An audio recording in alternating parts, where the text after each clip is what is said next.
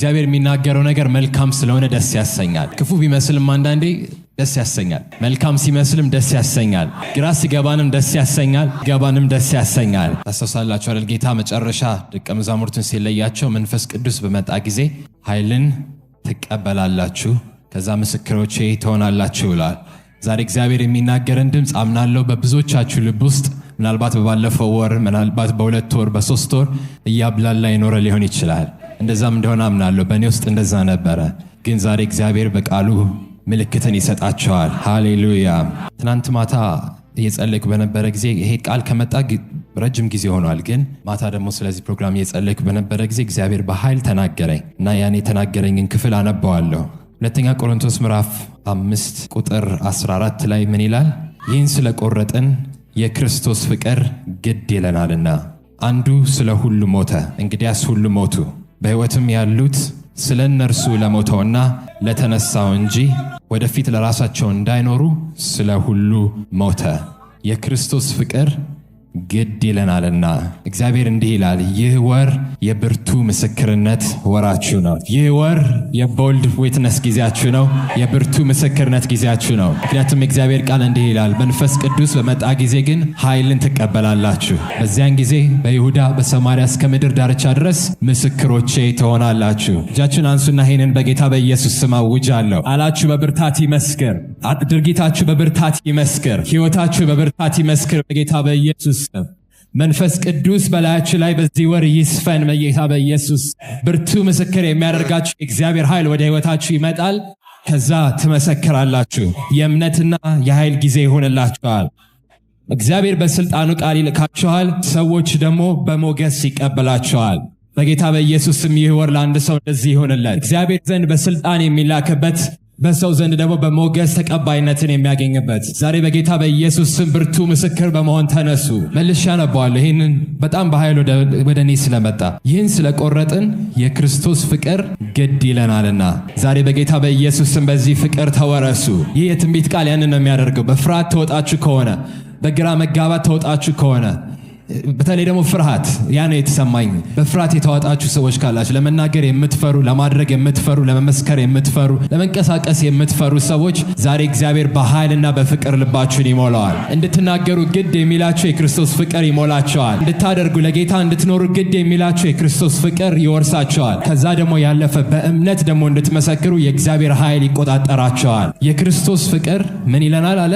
ግድ ይለናል። ዝም እንዳትሉ ግድ ይላቸዋል። በዚህ ወር ጠሩት የማትችሉት የክርስቶስ ፍቅር በላያችሁ ላይ ከመሆኑ የተነሳ የእግዚአብሔር መንፈስ በኃይልና በስልጣን በእናንተ ላይ ከመምጣቱ የተነሳ ዝም እንዳትሉ ይከለክላችኋል። እንዳትቀመጡ ይከለክላችኋል። የክርስቶስ ፍቅር ግድ ይለናልና።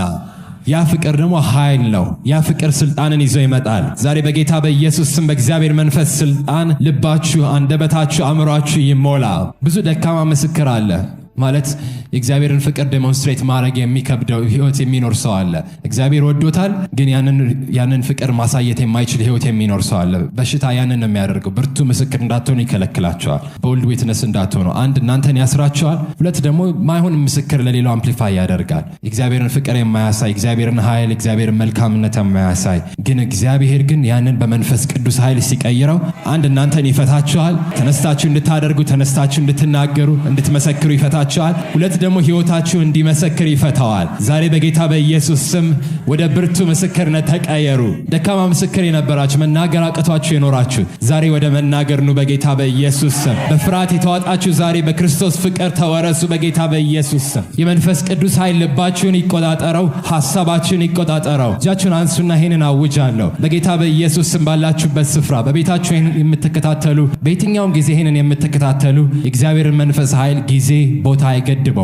ምናልባት ይሄ ሰኔ ወር ነው። ይህን በግንቦት ከዓመት በኋላ እያያችሁት ሊሆን ይችላል፣ ወይም በሐምሌ እያያችሁት ሊሆን ይችላል። ግን እግዚአብሔርን ቃል ጊዜና ቦታ አይገድበውም። ይህን መልእክት መልሳችሁ እየሰማችሁ ሊሆን ይችላል። እግዚአብሔርን ጊዜና ቦታ አይገድበውም።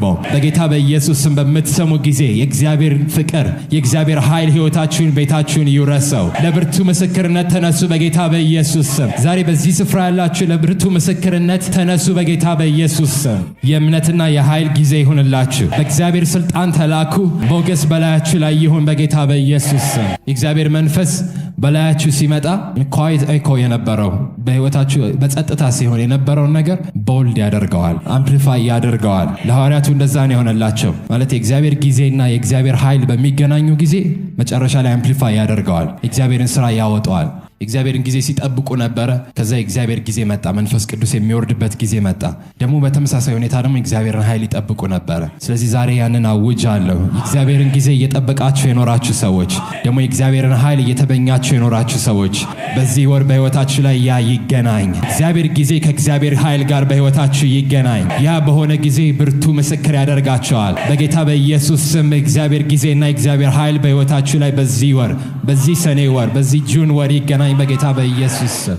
ብርቱ ምስክር ሆናችሁ እንድትነሱ የሚያደርግ በጸጥታ የነበረውን በጓዳ የነበረውን ወደ አደባባይ የሚያወጣ ከእግዚአብሔር ጋር የነበራችሁን የግላችሁን ልምምድ ወደ ህዝብ የሚወስድ የእግዚአብሔር ኃይል በላያችሁ ላይ ይሁን በጌታ በኢየሱስ ስም። እንዳይደበቅ ይከለክላል። የእግዚአብሔር ጊዜና የእግዚአብሔር ኃይል በሉስጥ የእግዚአብሔር ጊዜና የእግዚአብሔር ኃይል በህይወቴ ላይ ሲገናኝ ብርቱ ምስክር ያደርገኛል በሉት። የእግዚአብሔር ጊዜና የእግዚአብሔር ኃይል በህይወቴ ላይ ሲመጣ ወይም ሲገናኝ ብርቱ ምስክር ያደርገኛል። ዛሬ ያንን የሚያምን ሰው የእግዚአብሔር ኃይል በእሱ ላይ እንደሚመጣ ደግሞ የእግዚአብሔር ጊዜ እንደደረሰ የሚያምን ሰው ካለ ብርቱ ምስክር ሆኖ ይነሳል። ሃሌሉያ።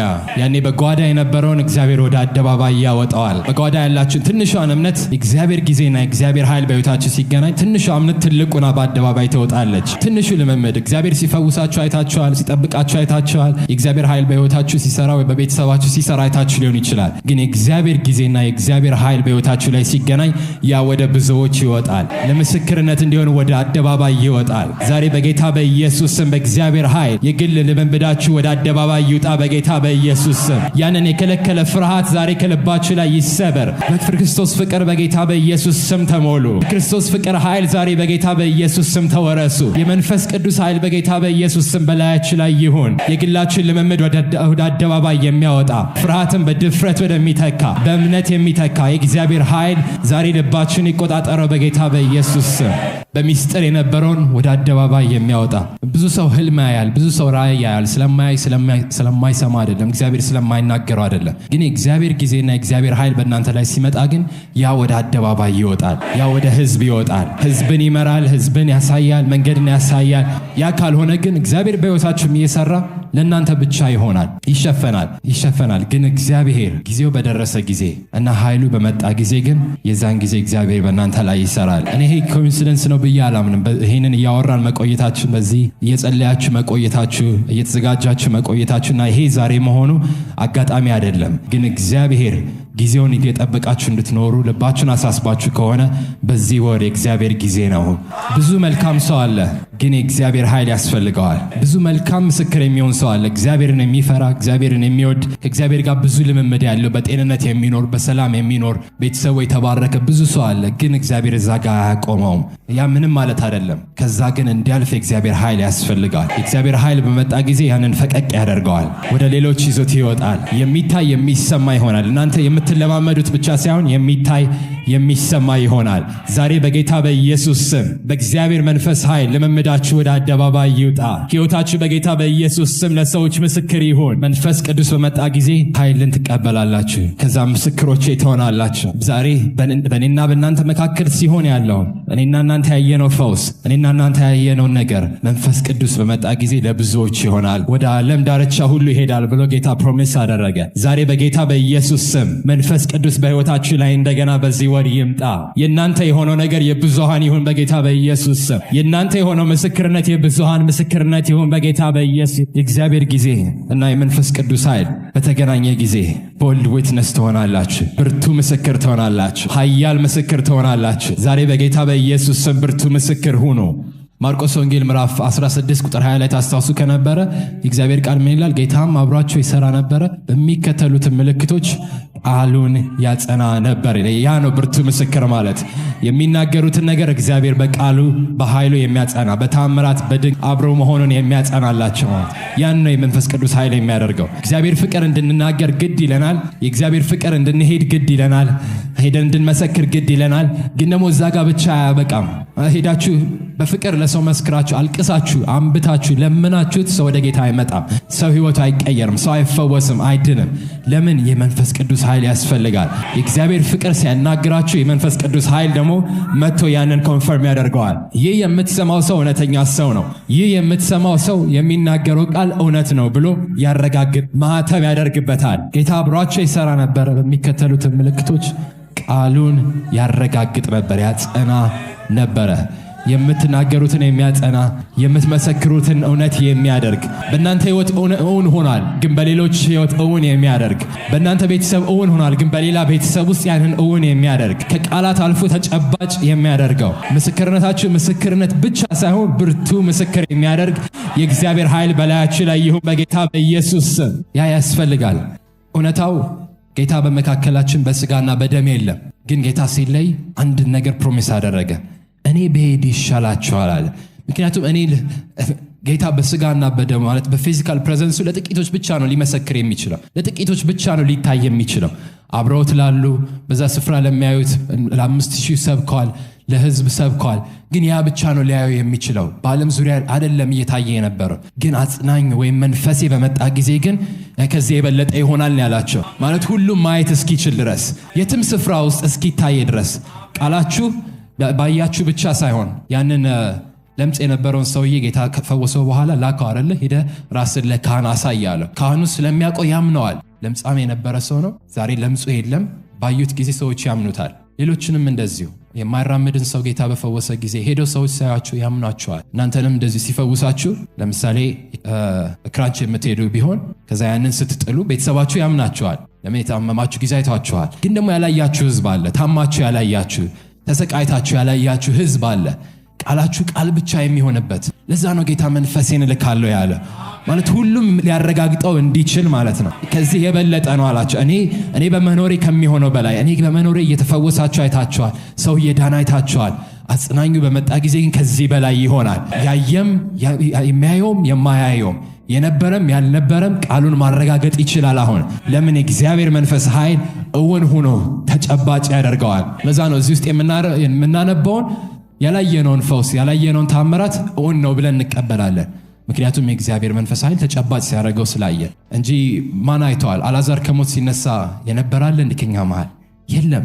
ግን እውነት እንደሆነ እናውቃለን። ለምን? እግዚአብሔር መንፈስ በመካከላችን ሆኖ ቃሉን በምልክትና በድንቅ ስላጸናው። ልክ እንደዚህ ነው የሚሆነው። መንፈስ ቅዱስ በእናንተም ላይ ሲመጣ የምትናገሩትን ላየውም ላላየውም አይቶ ምስክር መሆን ለሚችለውም ሳያም ደግሞ ለመመስከር ብቃት የሌለውንም ሰው በፊቱ በአይኑ ፊት እውን አድርጎ ምስክር ያደርገዋል። ከዛ በኋላ የማያውቃችሁ ሰው ሁሉ እግዚአብሔር ከዚህ ሰው ጋር አለ ይላል። ቤተሰባችሁ የሆነ ሰው ብቻ ሳይሆን ጓደኛችሁ የሆነ ሰው ብቻ ሳይሆን የማያውቃችሁ ሰው አይቷችሁ እግዚአብሔር ከዚህ ሰው ጋር እየሰራ ነው፣ በእውነት እግዚአብሔር ይህን ሰው አድኖታል፣ በእውነት እግዚአብሔር ይህን ሰው ፈውሶታል ብሎ ይመሰክራል። ለምን? እግዚአብሔር ቃሉን ስለሚያረጋግጥ። ዛሬ በዚህ ወር እግዚአብሔር ያን እየተናገረ ነው። ብርቱ ምስክር ስትሆኑ ቃላችሁን እግዚአብሔር ያረጋግጠዋል። በማያችሁ ፊት ያረጋግጠዋል፣ በሚሰማችሁ ፊት ያረጋግጠዋል። ጌታም አብሯቸው ይሰራ ነበረ። በሚከተሉት ምልክቶች ቃላቸውን በሚከተሉ ኮቴያቸውን በሚከተሉ ምልክቶች ቃሉን ያጸና ነበረ። ዛሬ በጌታ በኢየሱስ ስም ብርቱ ምስክር ሁኑ። አባቶ እናመሰግናለን። በዚህ ስፍራ ይህንን ቃል ስለሰሙ ስም የተባረከ ይሁን። ዛሬ ነፍሳቸው በዚህ ደስ ስለተሰኘች ስም የተባረከ ይሁን። በፍርሃት የተዋጠች ነፍስ ዛሬ በእምነት ስለምትሞላ እናመሰግናለን። በጌታ በኢየሱስ ስም በዚህ ወር ይህን ቃል የሚሰማ ሁሉ ብርቱ ምስክር ሆኖ ይነሳ። ሃሌሉያ፣ አሜን።